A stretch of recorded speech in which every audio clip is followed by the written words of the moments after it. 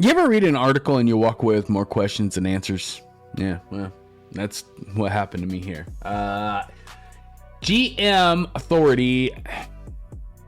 I hate to sound like a conspiracy, and I hate to be constantly in the negative space about all this, but it's manipulation, man.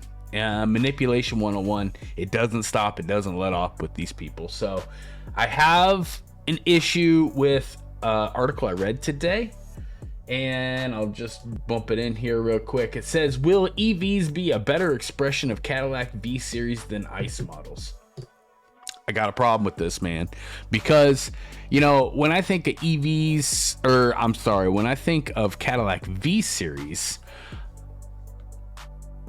you know, what's your typical demographic? You know, a little more sophisticated, somebody, you know, maybe entrepreneur, somebody that's white collar job, doing a little bit better in life, so we think. Yeah. So I think that these are going to be the first people that they try to push off into the performance world, or enthusiasts, or try to set an example for the rest of us to fall in line with. I could be wrong. Might not be. You know, your typical Cadillac owner, the demographic, like I said, yeah. To me, and the way I interpret this article, and we'll kind of break it down here in a little bit. It's really not that long. This is total chick think. This has been pretty much a culmination of a lot of the years leading up to this.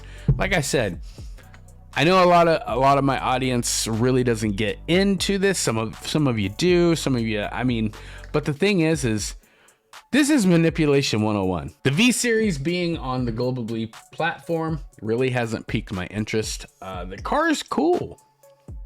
If you could get off of that architecture, if somehow, you know, we had a heck of a time. There's a lot of companies that went bust and went broke trying to just crack the C8 Corvette and also the V3. But you know, the Global B, you know, when they had that, I believe it's the E99 ECM, that was, maybe it wasn't, regardless of how, I honestly think that this is how they're going to lull into the EV world, because they can't just attack Corvette and just be like, haha, you know, this is happening, deal with it. No, you know, they're not going to take that approach. And I think that, you know, especially the mainstream of, you know, control the women and you control the men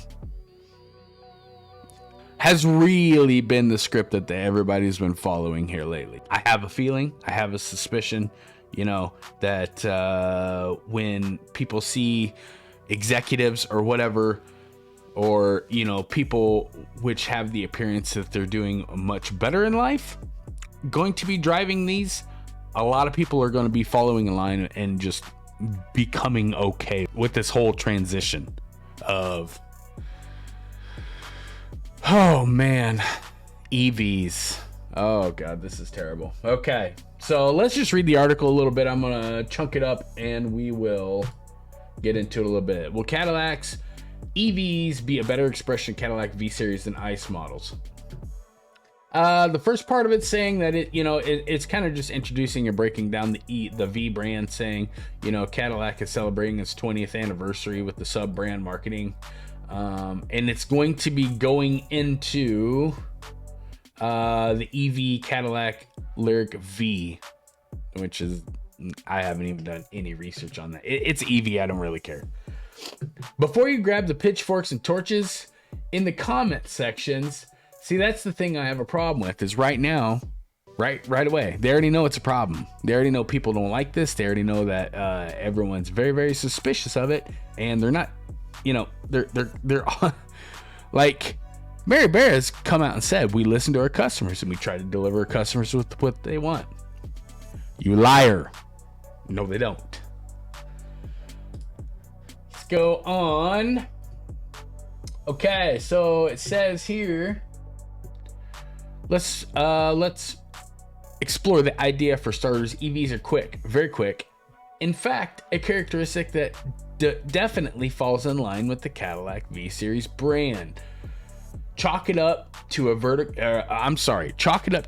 torque curve and huge power levels, and EVs can be insanely quick in a straight line. Well, right here, I have a cover my face here. Torque curve.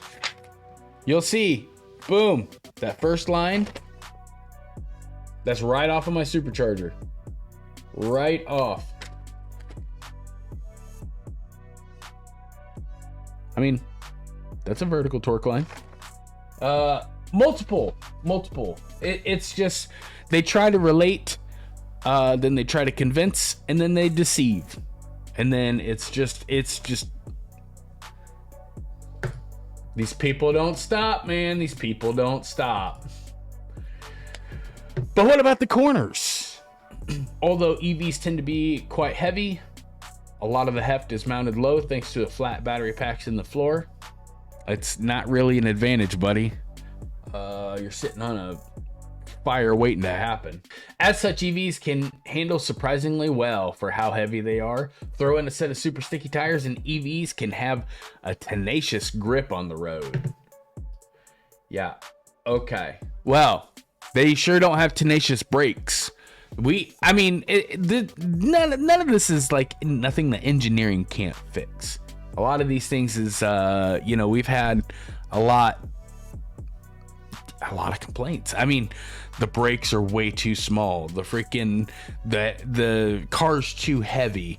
The handling sucks. The suspension's not set up for, I've heard the Plaid. I've never driven one. I haven't ridden in one, but the Plaid I've heard is very, very scary as far as coming to a stop, throwing into a corner. It is not the race car that it is marketed and hyped up to be. It's quick in a straight line, that is for sure. The numbers and data have proven that time and time again. But I have heard from numerous people, would not race this thing. It's actually dangerous. Even so, all that doesn't necessarily translate into quick lap times. Exactly. Maybe I got a little ahead of myself on there. Sometimes, although it does. An all-electric Porsche Taycan, for example, is set a new EV lap record. So it set a lap record at the Nürburgring, 707.55. Those of you that know, the ZL1 1LE did a 716.24, I believe. And I guess the new Z06 lapped the ring at 712.64. Here's my issue with that. The thing is the Nürburgring's over 10 miles long. So even if you have a swing of 10, 15, 20 seconds, that's going to be very, very, very comparable. Very, very comparable times. Now the Porsche Taycan, that's respectable time. That is. Now when you're splitting hairs as far as like coming down to a couple of seconds, same car. It's the same car. I mean, there's so much more that defines a car than just the start time, end time. The way, that's why I believe 60 to 130 rules, because there's so many things that happen in between those two speeds. I think even lower, maybe like a 40 to 150 or 50 to 150. The cars, especially in the gearing, the power band, the way the engine delivers power, what RPM, the way the chassis set up, there's so many combinations that you could have with ICE vehicles, of which can set a vehicle up to deliver or tune or infinitely appease the driver, as far as like whether you need it for a short circuit, whether you're doing an all-out speed run, whether, you know what I'm saying. These EVs, they just set up, and I mean, electric motors are just electric motors. So, I mean, technically the thing could go just as fast in reverse as it can forward. These things, they're going to be lifeless. I think that the tunability is going to be in the handling. And that's really it, because they're all going to have pretty much the same. Imagine if everything came out with the same engine today. That's going to be EVs. That's pretty much a good analogy for it. So yeah, screw this shit, man. So let's get back into it. Let's finish it off here. So here's a part where they try to become relatable and try to be convincing and deceiving. Which brings us to perhaps the most controversial aspect of EVs, or at least the performance enthusiast. So they know that the people that they're trying to convince, they know. So do performance cars make up a majority of the market? Not even close. On my last live stream, I did part of it, and I think it was like less than 5% of cars sold today are performance cars. But we have a big influence, and we run a lot of the passion for the brands, and we have a lot of influence, and we vocalize the most. So we're very, very influential on brands. We're very, very important to the marketing companies as far as advertising, brand strength, brand recognition. So just because the sales numbers aren't there, you don't count us out just yet. So let's keep going here. Which brings us to the sound, which EVs suck. They have none. It goes without saying that the uncorked internal combustion monster sounds amazing and always will. But that's not to say that all EVs sound terrible. Oh man. Sometimes a battery-powered models can sound cool too. In our opinion, the GMC Hummer EV's various sound patterns are a decent example of this. Well, your example sucks. Either way, EV versus ICE debate is sure to rage on endlessly. As long as you guys keep trying, it will. It remains to be seen that the market prefers an EV Cadillac V Series. Oh, I'm sorry. I was just about to get upset there.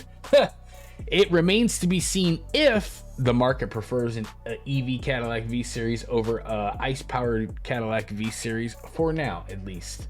So if you go on down here into the comment section, there's already 25, a big no. Exclamation point, deaf ears, waste of bandwidth to even ask. And man, come on, I like that guy. Yeah. Who cares? Cadillac will be gone in the next 5 years or so. Remember Pontiac? Yeah, thanks, Mary. That happened on your clock. Where's the tangible, meaningful benefit? Yeah, that's what I keep asking myself. How does my life get better? Nobody can tell me how with this. LOL, no. Slot car racing, no thanks.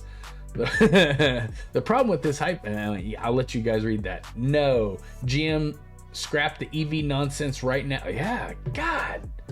Boom. Yeah. I like that guy. TNT Sierra? Nah. I need an engine sound and transmission. I need an engine sound and transmission shift feeling. Yes. Yeah, they'll be able to give you a transmission shift feeling, but I'm gonna tell you right now, it's manipulation 101. Manipulation 101. And me personally, without getting too far into the controversy of like conspiracy theory or whatever, it's been known patterns. The modern times have been control the women, you control the men. This is nothing more than chick think. And the thing is like, I'm starting to think more and more that the government has convinced Mary, the team, that EVs are going to be a certainty in the future. And they just keep throwing billions and billions and billions at this brand. And they just hook, line, and sinker. They want to be the first to the party, and they believe that when the smoke clears and everything's said and done, everybody's fully convinced, and everybody, mentally and emotionally makes the transition, they're going to be ahead of the pack. Well, I don't know. Yet to be seen. Doesn't seem anybody's real happy with this. As far as the Cadillac V Series, no, that's not what I know them for. Not even close. I mean, the Cadillac V Series has always been really cool because, take for example my ZL1. It's got the same engine. It's like a ZL1 in a tuxedo. So yeah, I mean, no, I'm kind of with that other dude in the comment section. How does my life get better? And it doesn't. It gets worse. It gets worse. I'm gonna wrap this up. Long live the gas engine. Hope you guys are having an awesome day. Take care. Subscribe on your way out. Don't forget to like the video, and we'll see you guys on the next one. See ya.